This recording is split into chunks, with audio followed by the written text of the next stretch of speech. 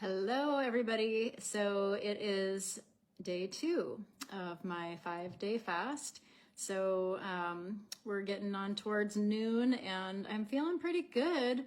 Definitely, if I allow myself to think about it, I feel like there's some hunger there. But if I get busy and distract myself with work and things that I have going on, it's very easy to forget about it and not feel super hungry. I don't feel like, weak or lightheaded or anything. Like, I feel pretty good otherwise. And I definitely am already noticing less inflammation in my body. My Achilles feel better. My legs just feel better.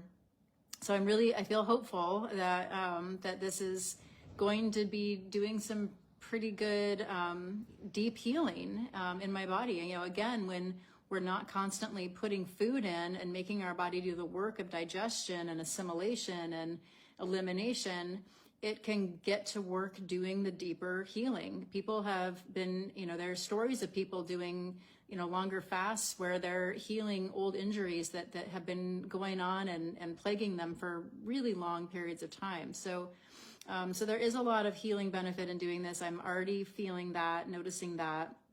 I'm not going to lie and say that there's no hunger at all, but it's not super intense. And I know that day 3 is actually when you really start feeling the best, and you're really noticing that sense of energy and not feeling hungry. So I'm looking forward to that, and looking forward to that carrying me into day 4. And then Thursday, I get to start thinking about what I'm going to eat, which is great because I'm having the wellness retreat this weekend. And so I'm going to want to be, back to, enjoying food by the weekend. So, it's a journey. It's definitely a journey. I didn't put the chocolates away that are sitting out on the little side table. And so I walk past them multiple times a day. And it's kind of an empowering feeling, honestly, to walk past something that would normally be really tempting and to just be in your power. And I talk about that a lot with my clients. We are so powerful. We're so much more powerful than we give ourselves credit for. And when we own that power and we withstand, we push back against those cravings and those temptations. Every time we win that battle, it's another reminder of how powerful we are. And so I just encourage people to really own those moments where you do stick to your guns and stay strong, and just hold that as yes, you're powerful. You can do anything you set your mind to. You just have to set your mind to it.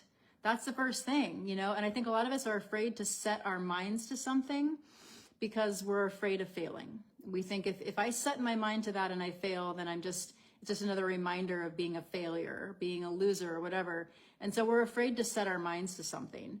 And so I just encourage people to think about that and think about where you have been apprehensive to set your mind to something because you're afraid of failing yourself. And honestly, failure is how we learn. And so whenever someone does my program and they come back and they say, well, I failed, or I totally slacked, or I completely fell off the wagon. It's no, this is not you failing in the larger sense. This is you learning. And every time you attempt something, you learn something. And every time you attempt something, you make it so that it's going to be easier the next time. So what's a good example I can use? If you're training for a marathon, you might set out to do 8 miles, but you actually end up going 6, and then you're I'm tired and I want to be done. Well, was that 6 miles pointless? Was that 6 miles of no use at all? No, you ran 6 miles. So that's going to make the next time you go out and try to do 8 miles, it's going to make it easier because you ran 6. So own your accomplishments, own the things that you are doing well and the areas that you're showing up in. Even if it's not perfect, you still get to own the progress that you're making. So just because you set your mind to something doesn't mean that you're not going to have days that you slip up. but you can still come back to that mindset of this is what I'm aiming for. This is what I'm shooting for. This is what I'm on track for. And even though I might get a little off course, I can get back on course. That's human. That's human nature. We're going to go off course, but we can get back on course. And you've heard it said over and over, you know, you fall off the horse and you get back on. And that's true of anything. And if you don't have a mindset, then you're going to fall off and you're just going to say, well, you know, screw it. So having the mindset is what gets you back on the horse. And so, so I came into this 5-day fast with a mindset of healing. It's not deprivation. I'm not depriving myself. I'm giving myself the gift of deep, deep healing. And so whenever I feel hungry or feel tempted, I just remind myself, why are you doing this? You want your body to heal. You want your Achilles to heal. You want your knee to heal. You want to be able to go back out to your running adventures and be able to do those things for years and years to come. And so 5 days of not eating to let your body heal is a small little blip in the big picture of what you're going to gain from this. And so whatever you're doing, whatever your journey is, whatever challenge you're putting in front of yourself, think about that big picture. That's really where we want to be focused, is what is the why? What is the big picture? Why am I doing this? And I'm not depriving myself. I'm giving myself this gift. And so that's my headspace, is I'm giving myself this gift of healing and allowing my future self to have all of those years of running and being out on the trails injury-free. What we eat is a huge part of our body's ability to heal.